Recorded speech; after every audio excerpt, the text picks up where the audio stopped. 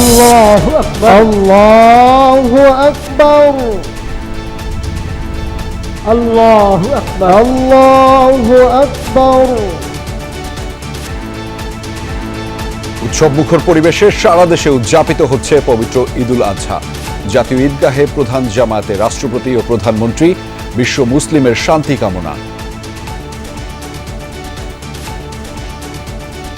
আল্লাহ আমাদের দেশকে রহম করুক। আল্লাহর কাছে চাই যে আমাদের দেশের যেন শান্তি আসে, দেশের যেন কল্যাণ হয়। বিশ্বের যত যুদ্ধ আছে, যুদ্ধগুলো যেন আল্লাহ তাআলা বন্ধ করে দেয়। আল্লাহর সন্তুষ্টি লাভের আশায় পাড়া মহল্লায় পশু কোরবানি দেয়া যাবে আরো 2 দিন। রাজধানীতে মধ্যরাতের ভেতর শতভাগ বর্জ্য অপসারণের ঘোষণা প্রতিমন্ত্রীর।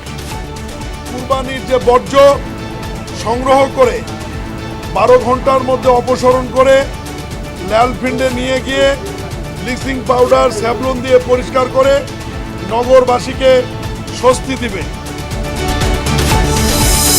সরকার নির্ধারিত দামে বিক্রি হচ্ছে না কাঁচা চামড়া। গরুর চামড়া 200 থেকে 500 টাকা, কোথাও কোথাও আরো কম। হতাশ মৌসুমী ব্যবসায়ীরা। 400-300 টাকা, 2-2.5 লাখ টাকা দামের গরুর চামড়া। এই দেশে হলে সিন্ডিকেটে ভরা। গরুর চামড়া একটু ছোট সাইজের, বড় সাইজের গুলো সব মিলে 100 টাকা করে বলতেছে। এক এক পিস 50 টাকা করে, মানে ছোট বড় মিলায়। সপরিবারে বাবা মা ও স্বজনদের কবর জিয়ারত করলেন প্রধানমন্ত্রী তারেক রহমান। নিহত বিডিআর জওয়ানদের জন্য দোয়া, সেনা সদস্যদের সাথে ঈদ শুভেচ্ছা বিনিময়। গোপালগঞ্জে মোটরসাইকেলকে চাপা দেয়া বাস উল্টে নিহত 5। মোট পটুয়াখালী ও দিনাজপুরের সড়কে প্রাণ গেল আরো 4 জনের। ঈদের ছুটিতে বিনোদন কেন্দ্রে পরিবার নিয়ে ঘোরাঘুরি। মিরপুর চিড়িয়াখানায় ভাইরাল মহিষ ডোনাল্ড ট্রাম্পকে দেখতে দর্শনার্থীদের ভিড়। চিড়িয়াখানার ভিতরে ডোনাল্ড ট্রাম্প যে মহিষটা দেখতে পেলাম, আমার বাচ্চাও দেখে অনেক আনন্দিত। ঘোরার জন্য আসছি, অনেক কিছু দেখতেছি, ভালোই লাগতেছে, আনন্দ উপভোগ করতেছি। আজকে ছুটির দিন, আমরা চিড়িয়াখানায় আসছি, যে বাচ্চাকে নিয়ে আসছি, বাচ্চার সাথে ঈদের আনন্দটা ভাগাভাগি করতেছি আর কি।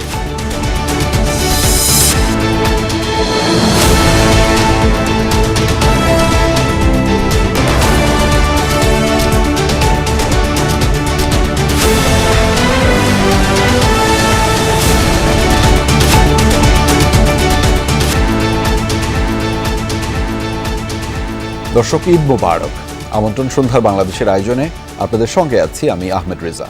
ত্যাগের মহিমায় সারা দেশে উদযাপিত হচ্ছে পবিত্র ঈদুল আজহা। মহান আল্লাহর সন্তুষ্টি লাভের আশায় নামাজ আর পশু কুরবানির মধ্য দিয়ে মুসলিম সম্প্রদায় উদযাপন করছে ধর্মীয় এই উৎসব। জাতীয় ঈদগাহে প্রধান জামাত শেষে মোনাজাতে দেশ ও জাতির কল্যাণ কামনা করা হয়। অর্থনৈতিক সংকট, মধ্যপ্রাচ্যের যুদ্ধ, হামের প্রকোপ থেকে শিশুদের রক্ষায় দোয়া করা হয়। সহকর্মী আলমগীর স্বপন জানাচ্ছেন বিস্তারিত। ঈদের সকালে ঝলমলে রোদ, বৃষ্টি ও বৈরী আবহাওয়ার শঙ্কা উড়িয়ে শুভ্র নীল আকাশ। খুশি মনে মুসল্লিরা সাত সকালেই জাতীয় ঈদগার পথে। একসাথে নামাজ আদায়ে নারী, পুরুষ, শিশু, যুবা, বয়স্কদের মিছিল হাজির হতে থাকে প্রধান জামাতে। 35,000 মুসল্লি নামাজ আদায়ের ব্যবস্থা ছিল জাতীয় ঈদগায়। ছিল না নিরাপত্তার কোনো ঘাটতি। নিরাপত্তা দেওয়াই আমাদের কাজ। দায়িত্ব পালন করে মানুষেরকে নিরাপত্তা দিতে পারতেছি, এটা হচ্ছে আমাদের দায়িত্ব, দেশের প্রতি ভালোবাসা। নিরাপত্তার কয়েকটি স্তর পেরিয়ে জামাতে সামিল হন কয়েক হাজার মুসল্লি। এজন্য কিছুটা জট লেগে যায় প্রবেশ পথে। নারীদের জন্য ছিল আলাদা ব্যবস্থা। জাতীয় মসজিদ বায়তুল মোকাররমের খতিব আল্লামা মুফতি মাওলানা মোহাম্মদ আব্দুল মালেক সকাল 7:30টায় শুরু করেন নামাজ।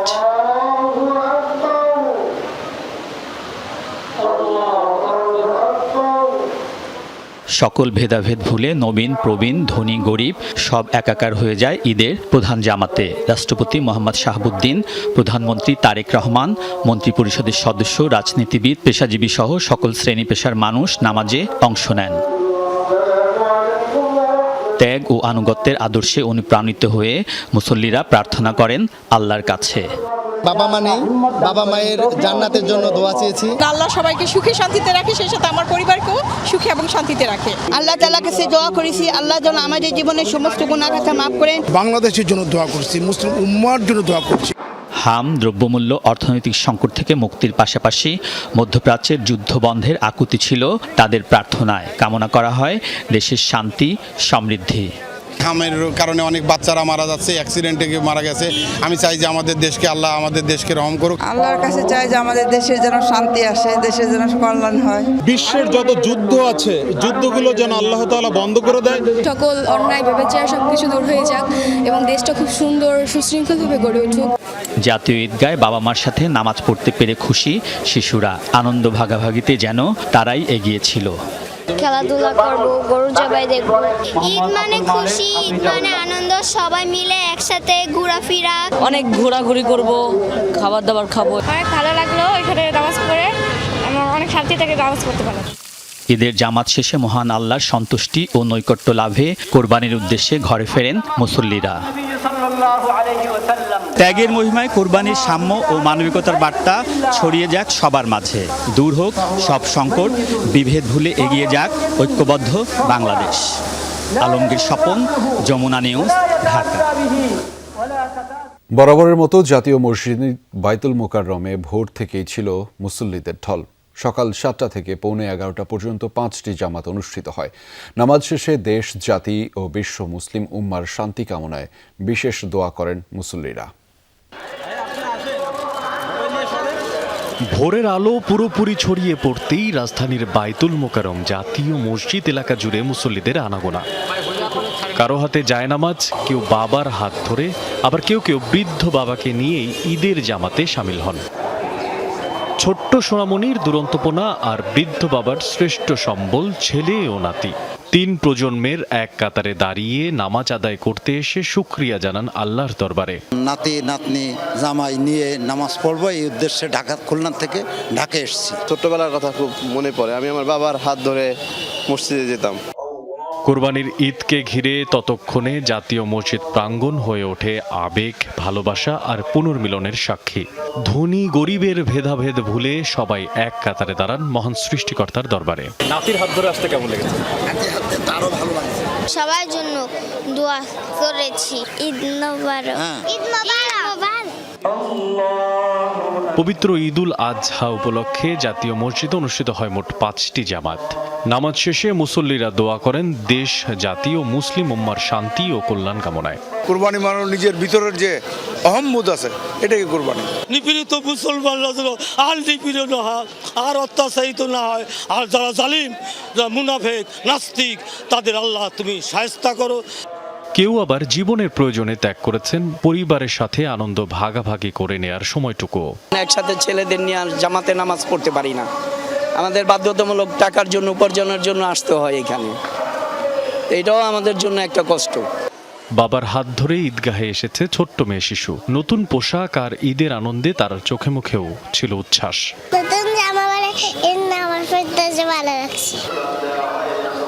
ঈদুল আজহার এই দিন শুধুমাত্র পশু কোরবানি দেওয়া নয়, বরঞ্চ মনের মধ্যে থাকা যে সমস্ত হিংসা, বিবাদ, অহংকার তা ছুঁড়ে ফেলার দিন। হাজারো কণ্ঠে এই সকালবেলা যখন দোয়া পাঠ করা হচ্ছে, তখন মুসল্লিরা বলছেন ভালোবাসা, আন্তরিকতা আর মহব্বতে পারে এই পুরো জাতিকে এক কাতারে দাঁড় করাতে। মশিউর অনিক, যমুনা নিউজ, ঢাকা। ত্যাগের দীক্ষায় পশু কোরবানি দিচ্ছেন ধর্মপ্রাণ মুসলমানরা। রাজধানীর বিভিন্ন সড়ক আর অলিগলিতে সামর্থ্যবানরা কোরবানি দিয়েছেন। বলেছেন আল্লাহর সন্তুষ্টি অর্জনই প্রধান লক্ষ্য। ঈদ আনন্দ ভাগ করে নিতে চান গরিব দুঃখীদের সাথে। অনেকেই কোরবানির পর নিজ উদ্যোগে বর্জ্য অপসারণ করেছেন। পবিত্র ঈদুল আজহা। ঈদের নামাজ শেষে প্রথম কাজ দ্রুত পশু কোরবানি করা। একটু তেজি পশু হলে তো কথাই নেই, তাকে কোরবানির জন্য প্রস্তুত করতে বেগ পোহাতে হয় বেশ খানিকটা। সিটি কর্পোরেশনের নির্ধারিত জায়গার পাশাপাশি রাজধানীর অলি গলি, রাজপথ, বাড়ির গ্যারেজ কিংবা ফুটপাতেও হয়েছে পশু কোরবানি। কোরবানি দেখতে ভিড় করে বাড়ির সবাই। ছোটদের উচ্ছ্বাস যেন কিছুটা বেশি। কোরবানি করছেন এমন মুসল্লিরা জানান আল্লাহর সন্তুষ্টি লাভের আশায় পশু কোরবানি করছেন তারা। এই আনন্দ ভাগ করে নিতে চান সমাজের সর্বস্তরের মানুষের সাথে। আমরা বিশ্বাস করি যে এই কোরবানিটা আমাদের মুক্তির পথ পাবে আখিরাতি। আমরা যারা মালিক তারা এক ভাগ রাখবো, আত্মীয় স্বজনকে দেবো এক ভাগ, আর এক ভাগ দেবো গরিব মিসকিনকে দেবো। আশা করব সারাটা বছর যেন সমস্ত মানুষ গরিবদের পাশে থাকে এবং মিলেমিশে যেন সবাই থাকার তৌফিক দান করেন। তো আমরা জাতি কষাইতো না, এই কোরবানি আসলে বাদে ওই সময় আর কি এই আনন্দ ফুর্তিতে কাটি। আল্লাহর নামে কোরবানি দেই, আর এটা হক তো হচ্ছে গরিবের হক। আলহামদুলিল্লাহ ভালো কোরবানি দিতেছি, আমাদের কাছে ভালো লাগতেছে, গরু জবাই দিতেছি। পশু কোরবানি শেষে সিটি কর্পোরেশনের জন্য অপেক্ষা না করে ব্যক্তি উদ্যোগে কোরবানির স্থান পরিষ্কার করেছেন অনেকে। আমরা নিজেরাই আমাদের জন্য পর্যাপ্ত পরিমাণ পানির ব্যবস্থা রাখছি, ময়লা ফালানোর জন্য বর্জ্য করার জন্য ব্যাগের ব্যবস্থা রাখছি। এবং মালিক ফেলারদের বলা হয়েছে যার যার বজ্র, যার যার পলিথিন আছে, কোম্পানি পলিথিন দিছে, যার যার পলিথিন রাখতে, আমরা যার যার পলিথিন রাখছি। বছর ঘুরে ত্যাগের বার্তা নিয়ে মুসলিম উম্মার দাঁড়ে দাঁড়ে এসেছে পবিত্র ঈদুল আজহা। ধনী গরিবের বিভেদ ভুলে প্রত্যেকে হবে পরের তরে, প্রতিটি দিন হবে ঈদের দিনের মতো আনন্দময়, এমনটাই প্রত্যাশা সবার। তানভীর সিদ্দিক টিপু, যমুনা নিউজ, ঢাকা। পশু কোরবানির পরপরই রাজধানী জুড়ে শুরু হয়েছে পরিচ্ছন্নতা কার্যক্রম। দ্রুত বর্জ্যমুক্ত করতে মাঠে নেমেছে 2 সিটি কর্পোরেশনের পরিচ্ছন্নতা কর্মীরা। সকাল থেকে ঢাকা শহরের অলিগলি, প্রধান সড়ক, পশুর হাট আর আবাসিক এলাকায় চলে বর্জ্য অপসারণ কার্যক্রম। রাত 2টার মধ্যেই ঢাকার 2 সিটিকে কোরবানির বর্জ্যমুক্ত করার ঘোষণা দিয়েছেন স্থানীয় সরকার প্রতিমন্ত্রী। সেই লক্ষ্যে বেলা 12টার পর থেকেই 2 সিটি কর্পোরেশনের বর্জ্য অপসারণ শুরু হয়েছে বলেও জানিয়েছেন তিনি। দ্রুত রাজধানীকে পরিষ্কার পরিচ্ছন্নতা করতে সিটি কর্পোরেশনের নির্ধারিত সময়ের আগেই বর্জ্য অপসারণ করা হবে বলেও মন্তব্য তার। কুরবানির যে বর্জ্য সংগ্রহ করে 12 ঘন্টার মধ্যে অপসারণ করে ল্যান্ডফিল্ডে নিয়ে গিয়ে ব্লিচিং পাউডার, স্যাভলন দিয়ে পরিষ্কার করে নগরবাসীকে স্বস্তি দিবে। সরকার ঘোষিত 12 ঘন্টার মধ্যে যে বর্জ্য অপসারণের ঘোষণা দেওয়া হয়েছে, আমরা আশা করছি প্রথম দিনে তার আগেই আমরা শেষ করতে পারবো। রাজধানীর জিয়া উদ্যানে সাবেক রাষ্ট্রপতি জিয়াউর রহমান ও সাবেক প্রধানমন্ত্রী বেগম খালেদা জিয়ার সমাধিতে শ্রদ্ধা জানিয়েছেন প্রধানমন্ত্রী তারেক রহমান। এ সময় তার সাথে ছিলেন স্ত্রী ডাক্তার জুবাইদা রহমান, মেয়ে জাইমা রহমান সহ পরিবারের অন্যান্য সদস্যরা। সকালে ঈদের নামাজ শেষেই প্রধানমন্ত্রী যান শেরেবাংলা নগরের জিয়া উদ্যানে, যেখানে শাহিত তারেক রহমানের প্রয়াত পিতা সাবেক রাষ্ট্রপতি জিয়াউর রহমান ও মা সাবেক প্রধানমন্ত্রী বেগম খালেদা জিয়া। স্ত্রী ডাক্তার জুবাইদা রহমানকে সঙ্গে নিয়ে প্রধানমন্ত্রী তারেক রহমান শ্রদ্ধা জানান প্রয়াত পিতামাতার সমাধিতে। মোনাজাতে তাঁদের বিদেহী আত্মার মাগফিরাত কামনা করেন। পরে সীমিত পরিসরে দলীয় নেতাদের নিয়ে শ্রদ্ধা জানান তিনি।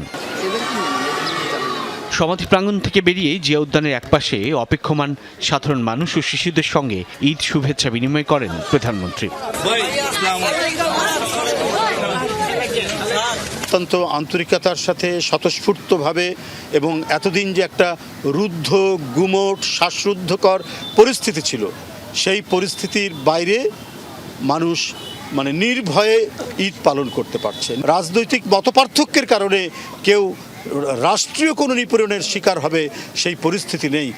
পরে প্রধানমন্ত্রী তারেক রহমান যান বনানী কবরস্থানে। প্রিয় ছোট ভাই আরাফাত রহমান কোকর কবর জিয়ারত করেন। এরপর বনানী সামরিক কবরস্থানে স্ত্রী ডাক্তার জুবাইদা রহমানের বাবা রিয়ার অ্যাডমিরাল মাহবুব আলী খানের কবর জিয়ারত করেন তারেক রহমান। সামরিক কবরস্থানে শায়িত বিডিআর হত্যাকাণ্ডে নিহত সামরিক কর্মকর্তাদের কবরও জিয়ারত করেন সরকার প্রধান। পরে গুলশানে প্রধানমন্ত্রী বাসভবনের সামনে স্বরাষ্ট্রমন্ত্রী সালাউদ্দিন আহমদ দেশবাসীকে তারেক রহমানের পক্ষে ঈদ শুভেচ্ছা জানান। বলেন, জাতীয় ঐক্য ও সমৃদ্ধির মাধ্যমে দেশকে এগিয়ে নিতে চায় সরকার। এই জাতীয় ঐক্যের জন্য, সমৃদ্ধির জন্য এবং আমরা সবাই যাতে ঐক্যবদ্ধভাবে এই জাতির কল্যাণে সবাইকে নিয়ে আমরা সামনের দিকে এগিয়ে যেতে পারি। কারণ আমাদের স্লোগান একটা, সবার আগে বাংলাদেশ। আমরা করব কাজ, গর্ব দেশ, সবার আগে বাংলাদেশ। এই নীতিতে বিশ্বাস করে আমরা সবাইকে নিয়ে ঐক্যবদ্ধভাবে এগিয়ে যেতে চাই। স্বরাষ্ট্রমন্ত্রী বলেন, এবার স্বাধীনভাবে মুক্ত পরিবেশে ঈদ উদযাপন করছে সাধারণ মানুষ। মুক্ত স্বাধীন পরিবেশের মধ্যে যে ঈদ উদযাপন করা, সেই পরিবেশটা এই কয়েকবার আমরা উপভোগ করলাম। সাইফুদ্দিন রবিন, যমুনা নিউজ, ঢাকা। সেনা সদস্যদের সাথে ঈদ উল আজহার শুভেচ্ছা বিনিময় করেছেন প্রধানমন্ত্রী তারেক রহমান। বৃহস্পতিবার ঢাকা সেনানিবাসে অফিসার, জেসিও ও সৈনিকদের সঙ্গে ঈদ প্রীতিভোজে অংশ নেন প্রধানমন্ত্রী। সেনানিবাসে প্রধানমন্ত্রীকে স্বাগত জানান বাংলাদেশ সেনাবাহিনীর quartermaster general lieutenant general Mohammad Shahinul Haque. এ সময় সেনা সদস্যদের উদ্দেশ্যে বক্তব্য রাখেন প্রধানমন্ত্রী। তিনি বলেন, দেশের স্বাধীনতা, সার্বভৌমত্ব ও জনগণের নিরাপত্তা রক্ষায় বাংলাদেশ সেনাবাহিনী সবসময় রাষ্ট্রের আস্থার প্রতীক হিসেবে দায়িত্ব পালন করে আসছে। প্রীতিভোজ শেষে মাননীয় প্রধানমন্ত্রী ইউনিটের সৈনিক লাইন পরিদর্শন করেন। হচ্ছে সে কারণে নিশ্চয়ই আপনারা যে আমরা চামড়া নিয়ে তৈরি হয়েছে নৈরাজ্য। পানির দামে বিক্রি হয়েছে পশুর চামড়া, নিশ্চিত হয়নি নির্ধারিত দাম। 2.5 লাখ টাকার গরুর চামড়ার দাম মাত্র 400 থেকে 500 টাকা পর্যন্ত। 600 থেকে 700 টাকায় বিক্রি হয়েছে বড় কিছু চামড়া। সকাল থেকেই সিন্ডিকেটের নিয়ন্ত্রণে চলে যায় চামড়ার বাজার। দাম নিশ্চিত না হলেও তদারকি করেনি সরকারি কোনো প্রতিষ্ঠান। চামড়া নিয়ে এসে মাদ্রাসা এবং এতিমখানা কর্তৃপক্ষ পায়নি কাঙ্ক্ষিত দামও। চলছে বাগযুদ্ধ। চামড়ার দামকে ঘিরেই চলছে বিতণ্ডা। মহল্লা থেকে যে দামে চামড়া কিনে এনেছেন শিপন খান, ক্রেতা বলছেন সেই দামের অর্ধেক। প্রতিটি গরুর চামড়ার দাম 600 থেকে 700 টাকা কিনে আনলেও বলা হচ্ছে 400 থেকে 500 টাকা। এমন দরপতনে ছড়িয়েছে হতাশা। 200-250 করে রেট বলে। গতবার আমরা হলো যাই দেখছি, আমরা নিজেরাও হলো যাচ্ছি, আমরা হলো যাই ডাস্টবিনে ফেলাই দিছি। তার মানে এবারও আমরা ওই তাই করতে হবে। আমরা কষ্ট করতেছি, তাহলে আমরা যদি 2 টাকা না করতে পারি তাহলে এই চামড়া ব্যবসা করে কি লাভ? 500 টাকা কয়, 400 টাকা আবার হিসারা মারে।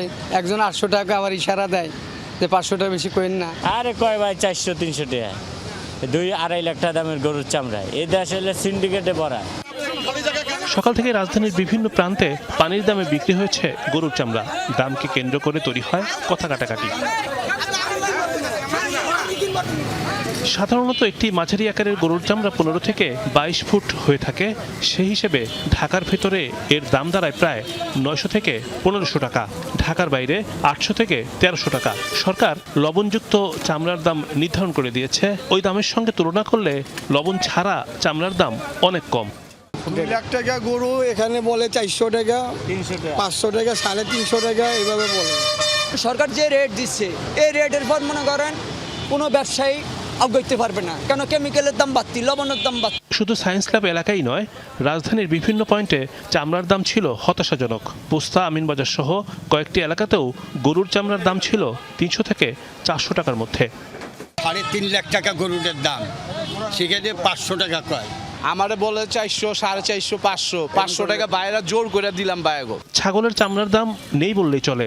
প্রতিটির বিক্রি মূল্য ছিল 10 থেকে 20 টাকা। ওদিকে চামড়ার দাম নির্ধারণ করে দিলেও তদারকি করেনি বাণিজ্য মন্ত্রণালয়। আমরা এই পর্যন্ত যতটুকু খোঁজখবর নিয়ে দেখেছি এখনো পুরোপুরি আমদানি শুরু হয় নাই।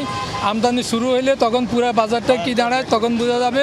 আমরা আশা করি তুলনামূলক বাজার খারাপ হবে না। সকাল থেকে তারপরও বিচ্ছিন্নভাবে 2-1টা ঘটনা আমরা শুনেছি। আজ এবং কালকের মধ্যে চামড়া সংগ্রহ শেষ হলেও তা ট্যানারিগুলোতে পৌঁছাতে সময় লাগবে 1 থেকে 2 মাস। এবার সংগ্রহের লক্ষ্যমাত্রা 1 কোটি পিস। কুরবানির ঈদকে কেন্দ্র করে প্রতি বছরই চামড়ার দাম নিয়ে তৈরি হয় নৈরাজ্য। বাণিজ্য মন্ত্রণালয় থেকে একটি মূল্য নির্ধারণ করে দেওয়া হয়, কিন্তু সেই মূল্য কার্যকরের ক্ষেত্রে থাকে না কোনো তদারকি ব্যবস্থা।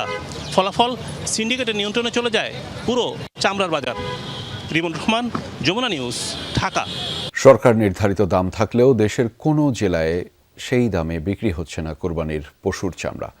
মৌসুমি ব্যবসায়ীরা বলছেন, বড় গরুর ভালো মানের চামড়াও বিক্রি হচ্ছে 200 টাকায়, আর ছাগল, ভেড়ার চামড়া নেওয়া হচ্ছে প্রায় বিনামূল্যে। আড়তদারদের দাবি, নানামুখী সংকটে তৈরি হয়েছে এই পরিস্থিতি।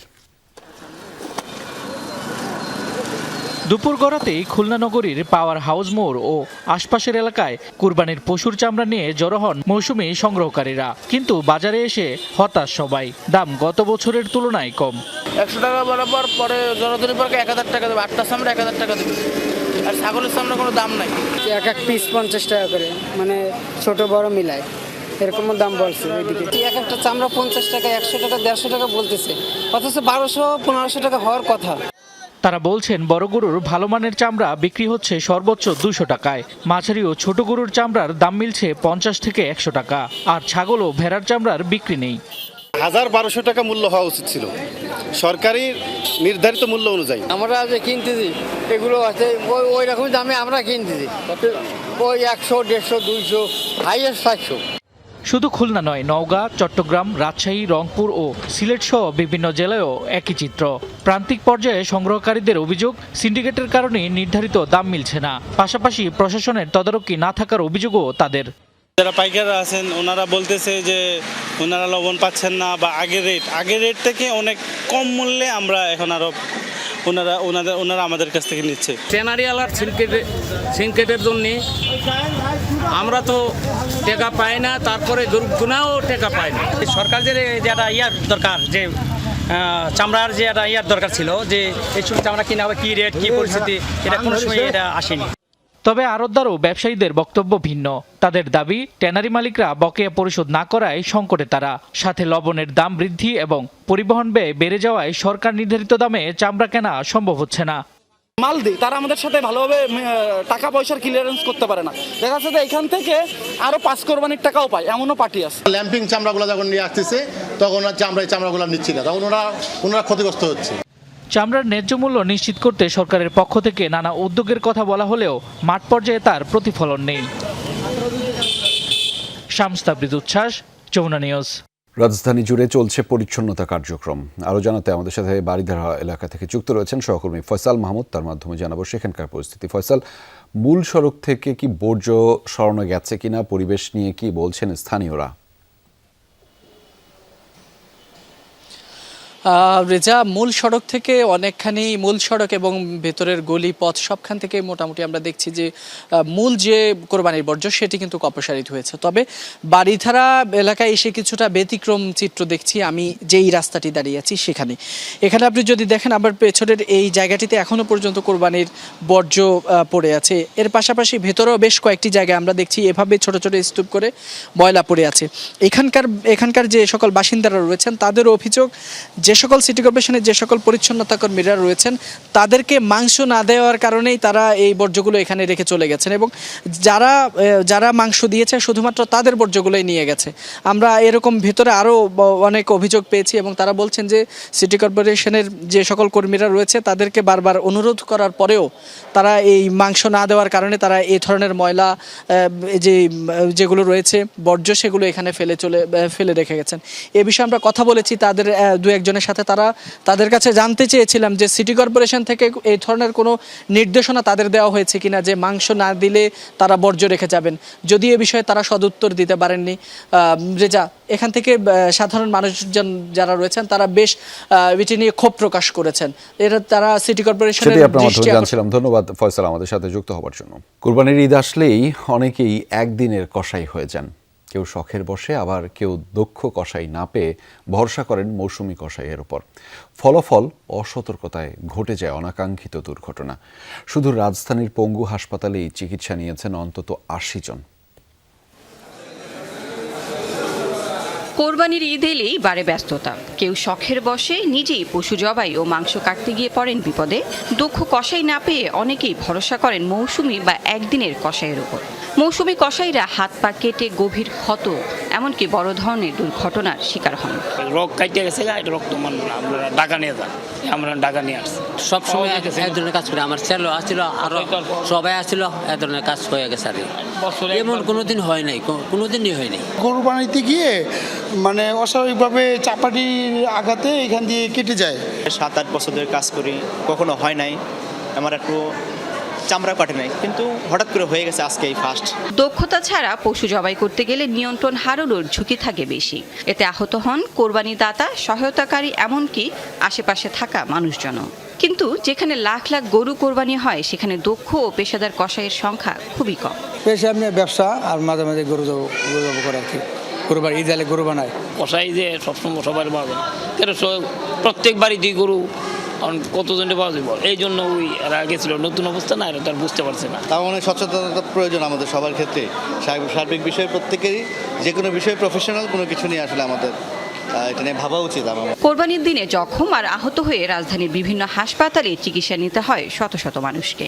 রক্ত কেটে গেলে তখন আমাদের কাছে আসতে হয়, হাড্ডি কেটে গেলে বা ভেঙে গেলে তখন আমাদের কাছে আসা উচিত।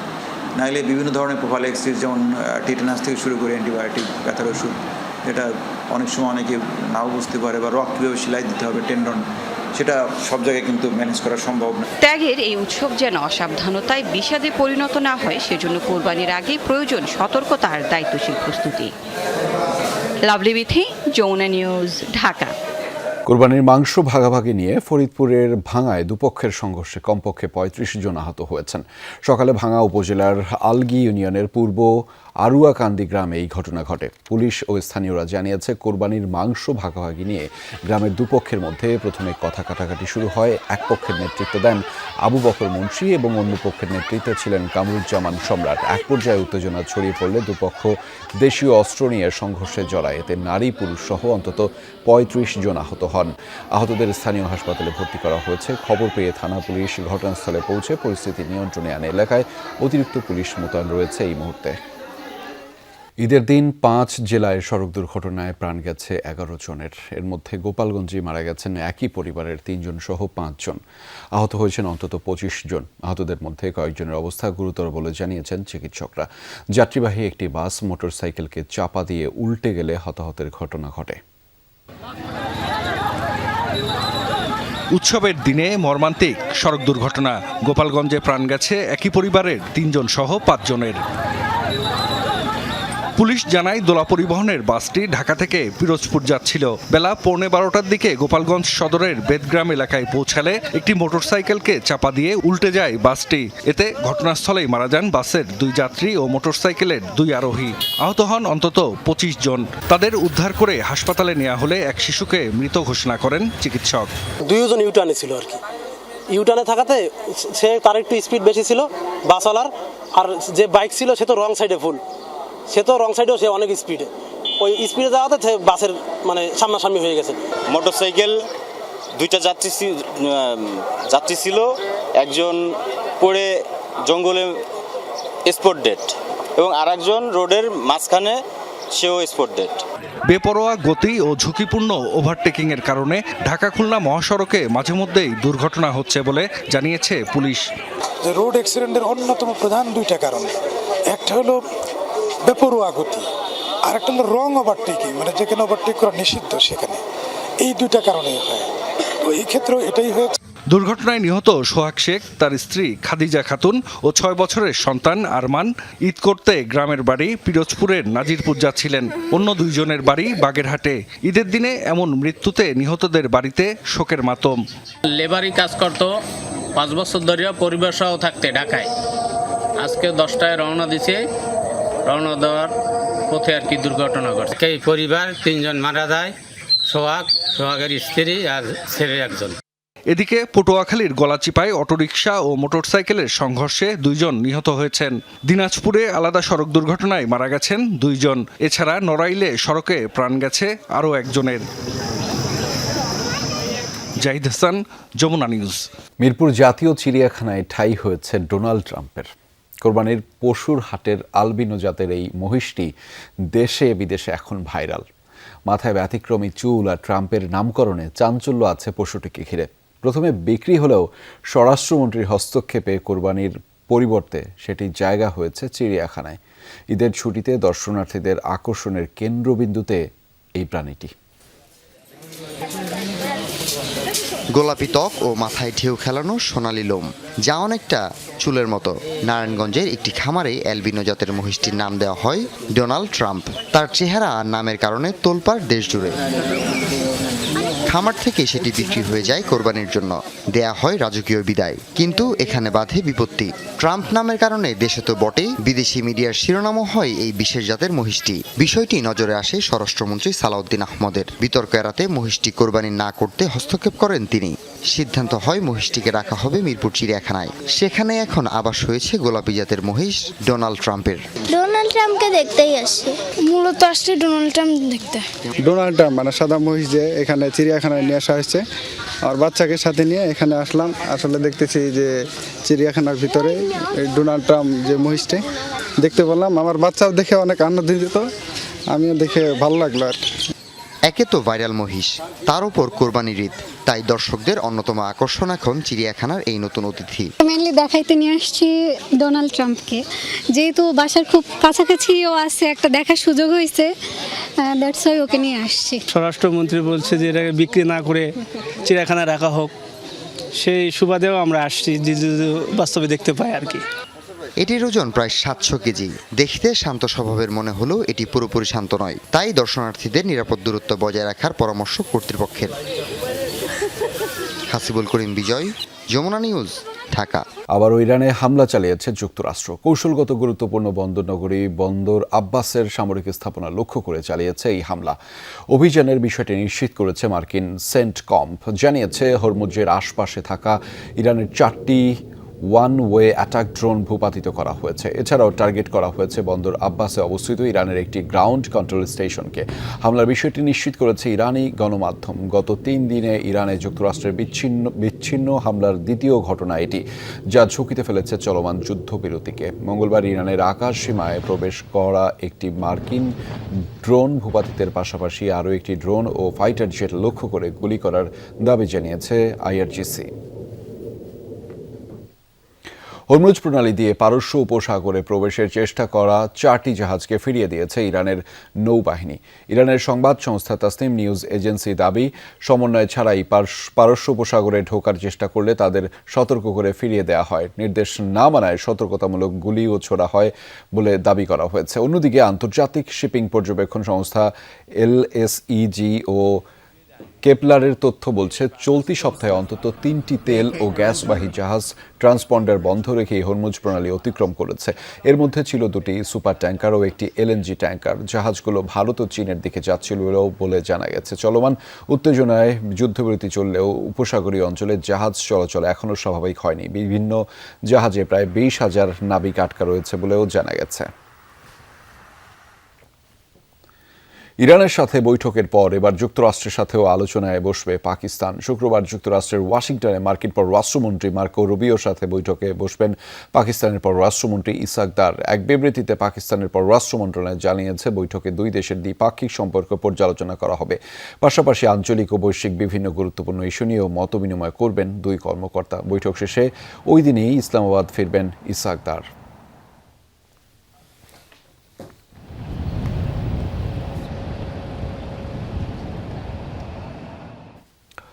দর্শক, এই ছিল সন্ধ্যার বাংলাদেশের আয়োজনে। এতক্ষণ সাথে থাকবার জন্য আপনাদের সবাইকে ধন্যবাদ।